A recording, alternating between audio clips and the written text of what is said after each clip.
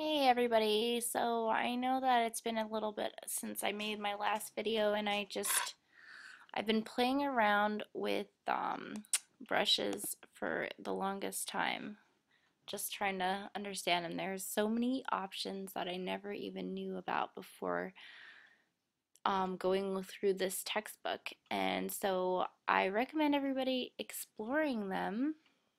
Um, Before I get to the brushes though, what we need to do is resize the saxophone. So just Control T or Command T on a Mac, just like before, except that the one thing here that they wanted to show you in the book is this little, I guess it looks like a chain link, and if you click on it, it says maintain aspect ratio. If you click on that, and I don't think this is in CS5, this is a CS6 thing, then you don't need to hold shift to resize and constrain proportions.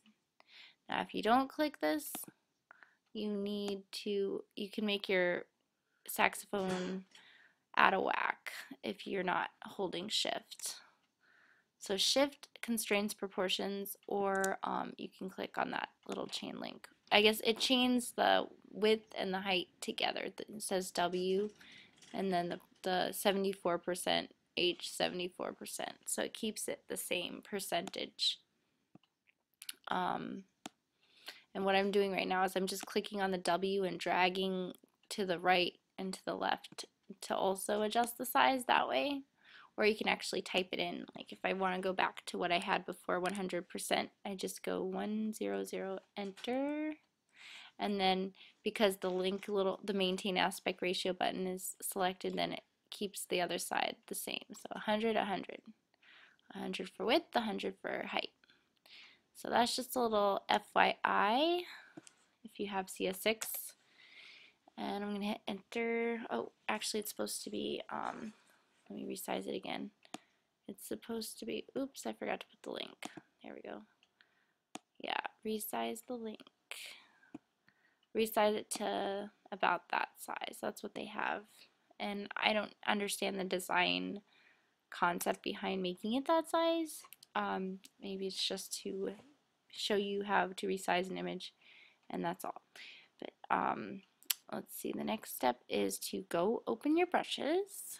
So the brushes are, you can hit B for brush. We introduced brushes in the last chapter to paint our layer masks on, but now we're going to go into the different tools, the different options in the brushes panel, which you can access in many ways. You can either hit your F5 button, I think, and it pops open, or you can just go over to your little bar here on the side for your panels, and it's minimized under this little icon. If you click, it opens. If you click again, it closes, or you can either click this like double arrow for it to minimize again.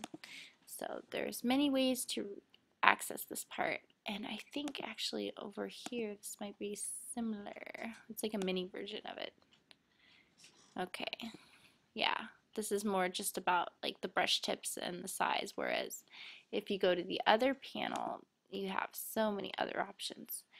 And so in the book they wanted us to pick a particular brush, and I'm gonna get to that in just a second, but I just wanted to show you some different things that I thought were interesting when I was exploring. So I think this leaf really is a good example of how to use the different brush options. So the first one is automatically selected. Brush tip shape. So you pick your tip shape. So if you want just like a normal looking brush, like a round one, I think that's probably the default. And then if you want this interesting leaf, then I just feel like it shows you more, it shows off the different options easier because it's so unique looking. So for example, the spacing down here, I can space out the leaves. So I'll show you what that looks like. So if I paint with it regularly, it looks like, oops, oh, that's one thing I need to do first.